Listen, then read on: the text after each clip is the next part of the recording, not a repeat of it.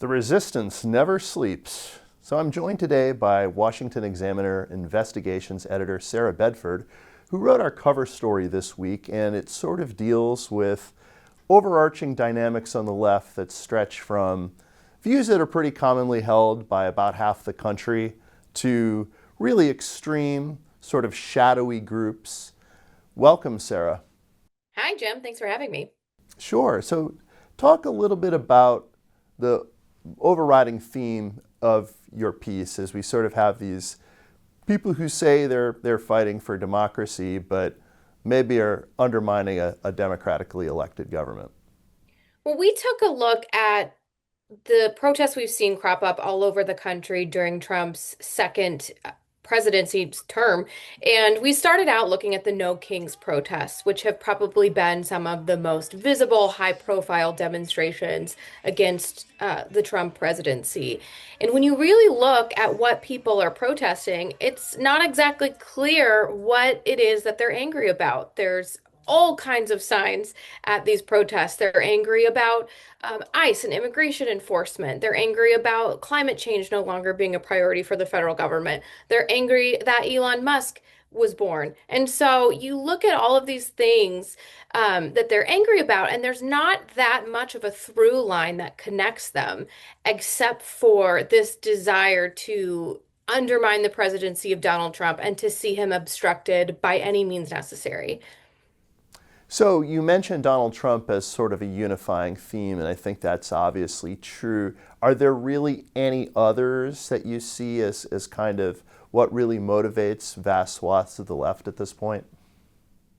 Well, not really, Jim. I mean, the problem that Democrats have is that they don't have an affirmative agenda. There's no one leader of the party calling the tune. And I do think it's important to sort of distinguish between Democrats as a political party, office holders, and the people that we see marching in the streets who may not necessarily even identify themselves as Democrats and often whose goals are a lot further left than some of their own representatives.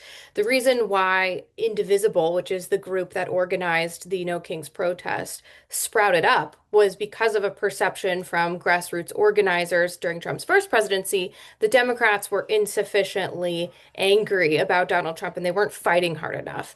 So these types of groups seek to obstruct Donald Trump at any cost. But ultimately, what the piece gets into is looking at that the goals of the organizers go a lot further than the people who are participating in these protests may even realize. That some of the ideologies behind this really aggressively anti-Trump agenda are ultimately anti-American. And when you do have the organizers of these sort of demonstrations using rhetoric that's really extremist and maximalist about any means necessary being justified to stop Donald Trump, you create a permission structure for the darker side of that same ideology, which is Antifa. So you mentioned grassroots organization and things like that. There's obviously some dispute as to how organic some of these protests are, whether they're grassroots or what people call astroturfed. But the left does have a certain advantage in terms of being able to turn out people for protests, doesn't it? It does. And to be clear, there's real, genuine anti-Trump energy throughout this country. There are millions of people who hate Donald Trump and do want to see his agenda obstructed. So the organizers do have the benefit of having a pool of people to draw from that are genuinely angry. So it shouldn't be, completely written off as a completely astroturf situation because you do have that sentiment.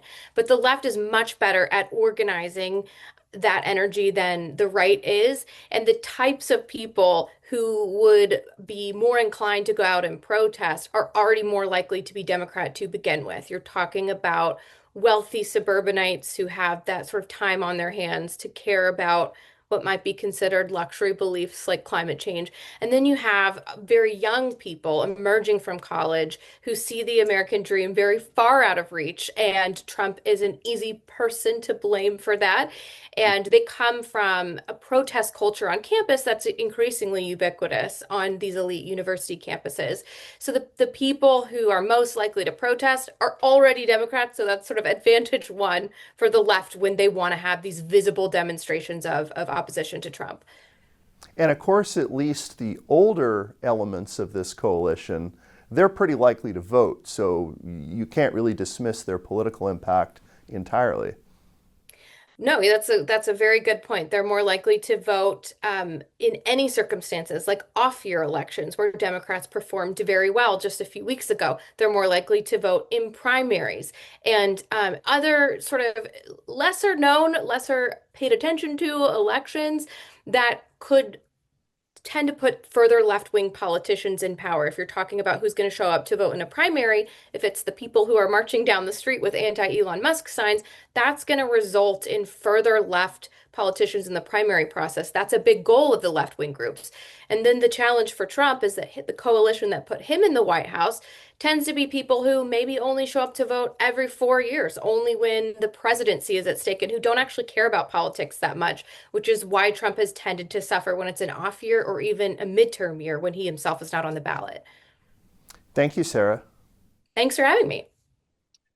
If you're watching us on YouTube, you can click here to read Sarah's full story in our digital magazine.